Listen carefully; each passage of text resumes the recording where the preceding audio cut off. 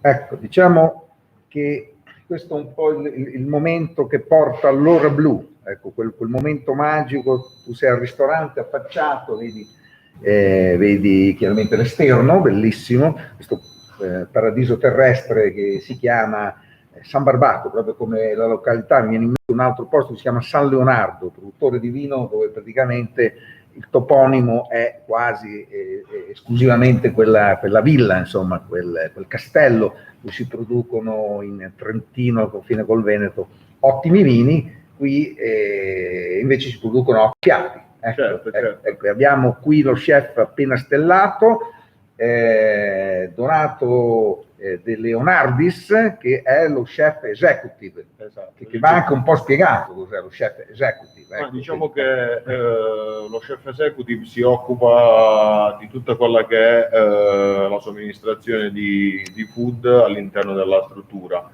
Noi in struttura infatti abbiamo diversi poli di ristorazione. Ovviamente non abbiamo solo il ristorante stellato Don Alfonso, ma abbiamo anche una terrazza Bella Vista, abbiamo anche Bella Vista di nome di fatto, nel senso che è proprio il marchio anche del nostro champagne, no? della nostra bollicina nazionale. 2 sale banchetti dove facciamo anche ricevimenti, ed ora la nuova apertura del ristorante Sansei giapponese e la pizzeria di Franco Pepe.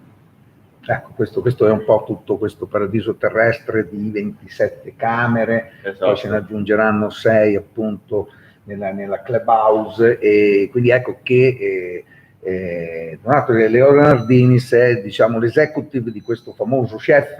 Alfonso Iaccarino, adesso poi c'è l'erede che è Ernesto, esatto. Ernesto che supervisiona questo brand presente un po' in tutto il mondo con la loro firma. In realtà però Don Alfonso, mi diceva il direttore in un'altra intervista su sempre un nostro canale, mi diceva che sono tre nel mondo, quello, esatto. La casa madre Don Alfonso, quindi Sant'Agata su Due Golfi, e quello di Toronto. Esatto, quello di Toronto. Ecco. Quindi mi sembra di capire che in questi ristoranti c'è comunque questa cucina di altissimo livello, quindi si chiamano Don Alfonso 1890, penso per questo, esatto. E quindi c'è una cucina che possiamo dire che al momento chiaramente non era possibile prendere subito 3 stelle immediatamente, bisogna chiaramente fare 1, 2, 3, ecco, quindi diciamo che il colpo grosso, soprattutto in Italia, penso sia ancora difficile,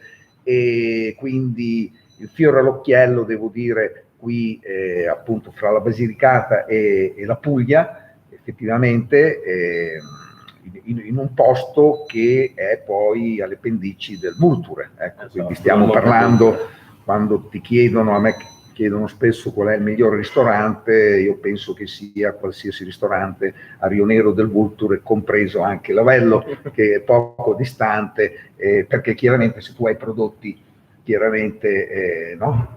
Diciamo che questo fino a poco tempo fa era un posto che davvero in tanti non conoscevano. E noi anche per questo, grazie al nostro lavoro, pian piano, anche grazie a tutto quello che stiamo facendo, con Matera 2019 e quant'altro, stiamo cercando di far venire fuori quella che è la nostra regione, quelli che sono i nostri ottimi prodotti e materie prime, il nostro vino. Tu sei lucano? Io sono proprio nativo di Lavello. Sì, quindi saresti tornato, esatto, dopo un giro, immagino, internazionale. Dopo un bel po' di esperienze, Marchesi, Berton, Cracco, Don Alfonso. Sono rientrato a casa dopo circa 11-12 anni con un bel bagaglio, e ora lo stiamo facendo venire fuori, diciamo. Ecco, bene, complimenti. Io ho appena apprezzato 2 piatti di pesce che erano i 2 piatti principali, perché chiaramente in un ristorante gastronomico firmato appunto Don Alfonso chiaramente c'è anche questo menù degustazione di varie portate, dove dopo le entrée, la pasta, praticamente arrivano chiaramente i 2 piatti più importanti, che solitamente sono una carne e un pesce, però è chiaro che chiaramente si può sempre adattare a qualsiasi esigenza. Nel mio caso chiaramente ho apprezzato 2 ottimi piatti. Il primo era una triglia Esatto. E il secondo invece era il rombo. Era il rombo, ecco, quindi parliamo di questi due piatti, visto che li ho apprezzati e ho trovato una parte, devo dire, vegetale molto interessante, visto che adesso la cucina vegetale sta prendendo molto piede. Certo, a New York abbiamo addirittura un ristorante che ha cambiato totalmente, è diventato vegano, e quindi devo dire qui abbiamo un buon equilibrio, ecco, quindi abbiamo non solo il pesce, la materia prima appunto del mare, ma anche poi la parte vegetale viene... Sì, perché siamo andati a bilanciarlo siamo andati a ripescare le nostre origini con le olive nere di Ferrandina, il cavolo dell'Ofanto, che questo comunque... all'interno della triglia, esatto, ecco, c'è esatto. C'è questa pasta di olive nere di Ferrandina, questo cavolo leggermente sbollentato e condito con del buon olio e del sale maldo, e in più abbiamo tirato fuori un elemento veramente principale della nostra regione, ma che nessuno conosce, del rafano, dove da lì siamo andati a estrapolare una salsa che va a bilanciare con l'amaro dell'oliva, il dolce del cavolo, la salsa leggermente piccante e quel gusto marino della triglia, dove ci abbiamo fatto anche un fondo che poi lo va a completare al 100%. Quindi la triglia è messa in verticale, tra l'altro non so se è fatta in tempura, così fritta. No, è semplicemente cotta in padella, dove poi le proteine coagulano, ovviamente fa sì che la farcia delle olive nere di Ferrandina rimanga compatta all'interno. Quindi viene scomposta e ricomposta. Esatto, la triglia viene aperta al libro, viene tolta la lisca centrale, aperta al libro, viene farcita con la pasta di olive nere di Ferrandina, richiusa e poi scottata in padella, passata leggermente in forno, e con la coagulazione delle proteine rimane intatta, perfetta. Questo è un piatto perfetto sulla triglia, ma poi anche devo dire che poi anche nel piatto seguente il rombo. Esatto, abbiamo il rombo che abbiamo cotto confit nell'olio extravergine, poi abbiamo una polvere che abbiamo ottenuto dalla pelle dei pomodorini confit, un poro leggermente bruciato, delle patate aromatizzate a vari odori, e poi abbiamo dei fagiolini cotti allo stesso tempo confit con il grasso del rombo. Quindi anche qui abbiamo un equilibrio di sapori tra vegetali, pesce, quello che sono ovviamente le salse, dove il piatto deve essere armonioso, delicato al punto giusto, ma che tra il dolce, il salato e l'acido riesca a esprimere tutti i suoi sapori, i suoi profumi. Ecco, bene, ma questo è un classico della cucina di Don Alfonso Iaccarino, o quando poi lo chef executive si deve occupare del ristorante, deve creare? Certo, perché ovviamente siamo a pochissima distanza, diciamo insieme a loro, seguire la stessa filosofia, ovviamente quella di mantenere mediterranea, salutare, di usare materie prime di altissimo livello, però ovviamente essendo in una struttura diversa cercare di dargli un'impronta, quindi andare a cercare e ripescare tutti quelli che sono i nostri prodotti tipici del territorio, rivalutarli e ovviamente metterci anche del nostro, tratto da tutte le esperienze che abbiamo fatto nel corso dei vari anni. Quindi alternare la cucina del territorio all'innovazione avuta dalle esperienze fatte nei vari anni in giro per l'Italia e nel mondo. Quindi cucina del territorio, qui significa anche il pesce che arriva dal Tirreno arriva dall'Adriatico, quindi siamo proprio a metà strada. E quindi bene, complimenti. Per quanto concerne invece il dessert, dobbiamo scomodare il pasticcere. C'è un pasticcere? Certo, c'è il pasticcere. Ecco. Adesso lo chiamiamo, lo facciamo venire subito qua. Bene, perfetto, così poi vi salutiamo anche qui da Lavello, esatto. Ecco, provincia appunto di Potenza, e quindi noi facciamo un fischio, lo chiamiamo ecco, lo chiamiamo col cellulare. Benissimo. E quindi insomma riaperti da pochissimi giorni, ecco, quindi dopo questa purtroppo pausa forzata che non ha fermato ovviamente l'albergo, ho avuto modo di operare perché poi c'è un ristorante aperto pranzo e cena, c'è una terrazza bella vista che ha operato praticamente quando possibile, e poi questo che è il ristorante Fiore L'Occhiello affacciato su queste fontane che poi hanno un disegno che è bello vedere durante la cena. Tanto qui, visto che siamo anche in diretta, stanno arrivando i clienti, quindi i tavoli sono distanziati e già predisposti per i tavoli sia da due che anche un tavolo diciamo un po' più numeroso. Intanto vediamo appunto il pasticcere. Lei si ricorda come si chiama questo? Tommaso Foglia. Beh, vabbè, lui sì, il piatto. Allora, il piatto di ieri sera che avete degustato, se non sbaglio, era questo qui, giusto? No, questo qui. No. Allora, adesso vediamo. Però è un piatto delicato, è stato abbinato con un vino a dessert locale. Bisogna fare i complimenti anche chiaramente alla sala, al maître, che devo dire è partito benissimo con un Pinot Nero, tra l'altro del Vulture, vinificato in bianco con risultato rosé, anzi potremmo dire quasi rosso scarico, per non dire addirittura cerasuolo, per capirci, insomma. Ottimo prodotto, piacevole, poi ha seguito anche un bianco sempre del Vulture molto, molto interessante, quindi siamo rimasti decisamente in zona, anche se la bottiglia dello spumante in realtà ricorda molto il packaging dei prodotti Bella Vista, e quindi devo dire il prodotto si presenta molto bene e anche poi bevuto è risultato molto buono. Ecco, quindi arriva direttamente, quindi il pasticcere era una fase importante appunto del pasto. Questo qui, giusto? Mi sembrava più complesso. Forse questo qui. Non era però così rotondo. Allora, potrebbe essere quello sopra. Questo qua, forse. Potrebbe, però adesso sinceramente... Sì. Quello cosa sarebbe? Allora, questa è una spuma di limone, polvere di olio extravergine di oliva, pane di segale, pomodoro e basilico.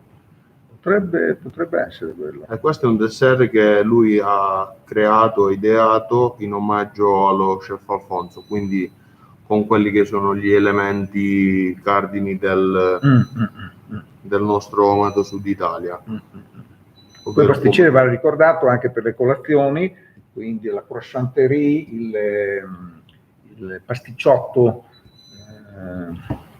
tipico pugliese ma anche lucano, e quindi la preparazione anche del primo pasto mattutino. Arriva subito così conoscete anche lui. Bene.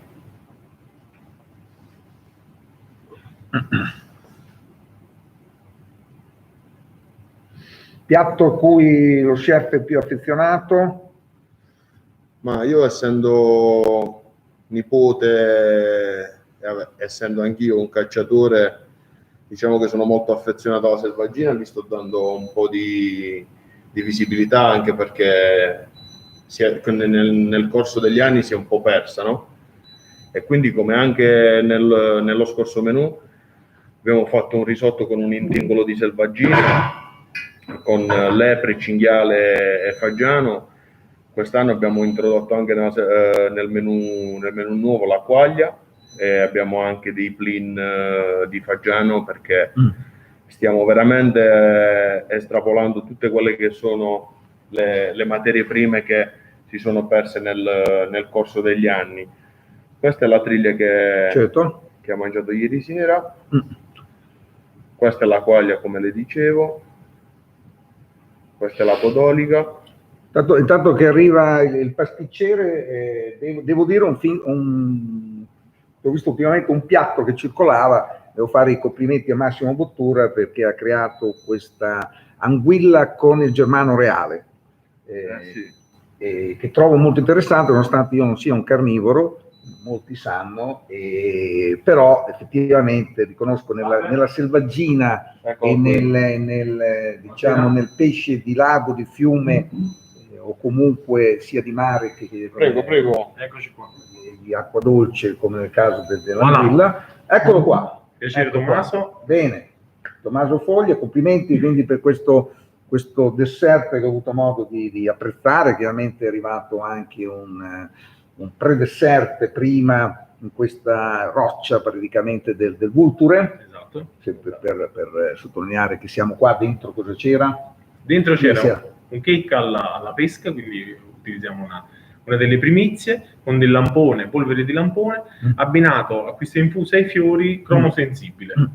Il dessert era questo? Esatto, l'omaggio al maestro. Il maestro... allora, il maestro Alfonso, questo dessert nasce un po' da quella che è la voglia di omaggiare uno forse il maestro assoluto per me, che è stato Alfonso Iaccarino, visto che sono tanti anni che sono nel loro gruppo, e anche qui al San Barbato continuiamo questa scia, e abbiamo creato questo dessert rispettando i suoi prodotti preferiti, quali il pomodoro, il limone biologico, il pane di segale, diciamo bruciacchiato, che dia un po' l'idea del pane appena uscito dal forno, e il basilico.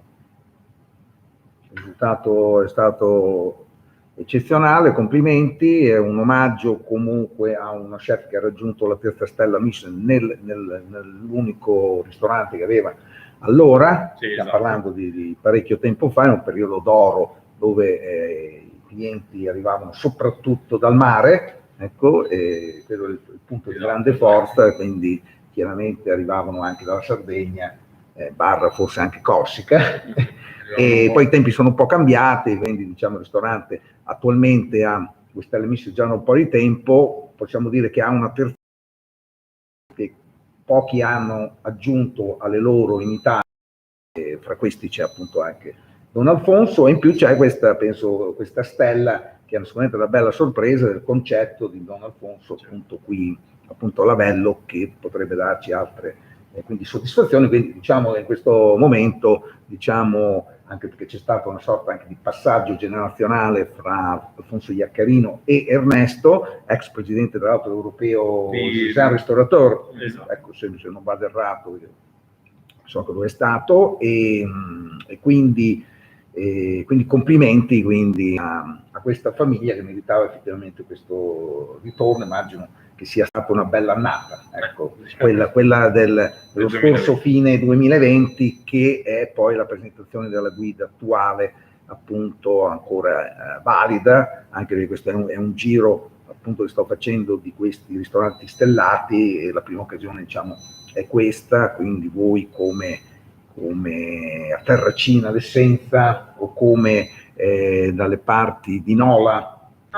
Ecco, io sono di Nola. Ecco, che Nola c'è un ristorante che ha Luigi ottenuto la stella, e c'è uno chef che stava dall'altra parte che ha ripreso appunto questa stella, quindi ecco, c'è questo giro che solitamente partiva appunto in autunno, è stato posticipato di alcuni mesi, ma siamo ancora perfettamente in tempo per questa nuova stagione. Speriamo non si fermerà. E quindi tutto Iaccarino, insomma, ci sono state altre esperienze a parte la casa madre. Io sono stato un po' in giro per il mondo a fare esperienza. Sono stato in Inghilterra, in Irlanda, a Dubai, in Marocco.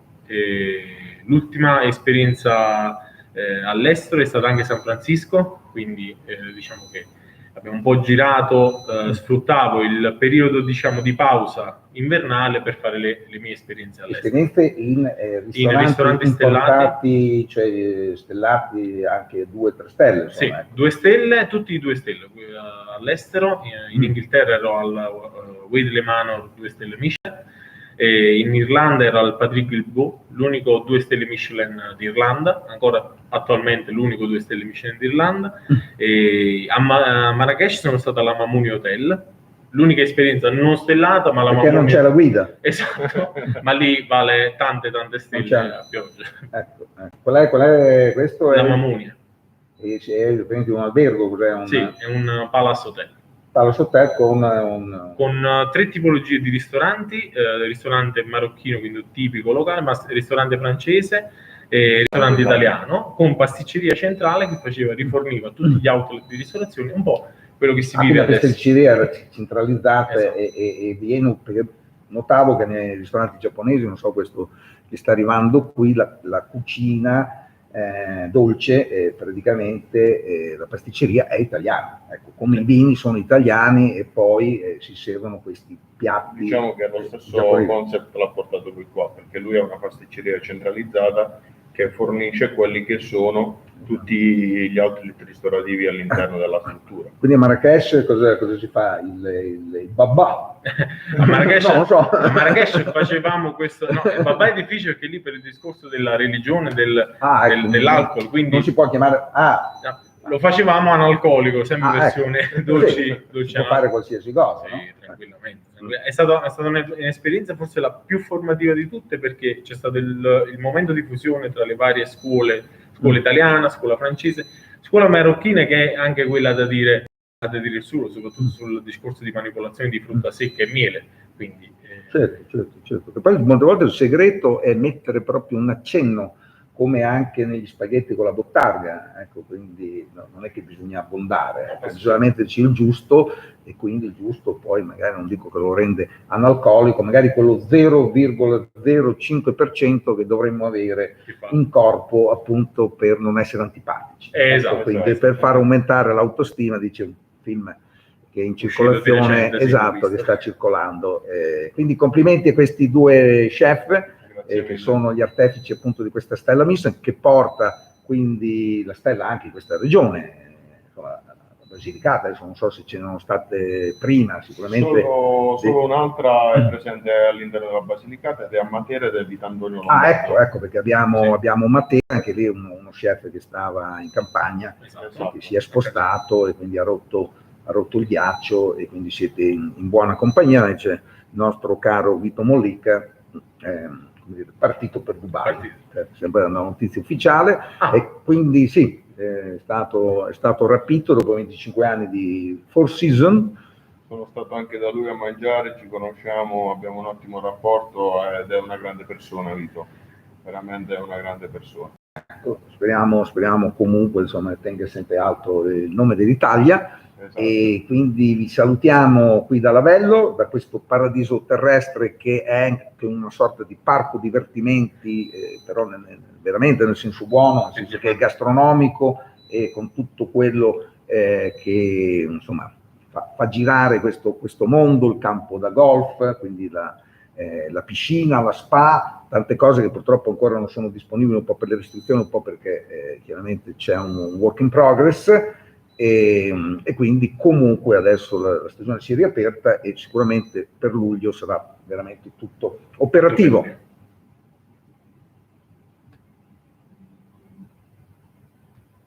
Ecco.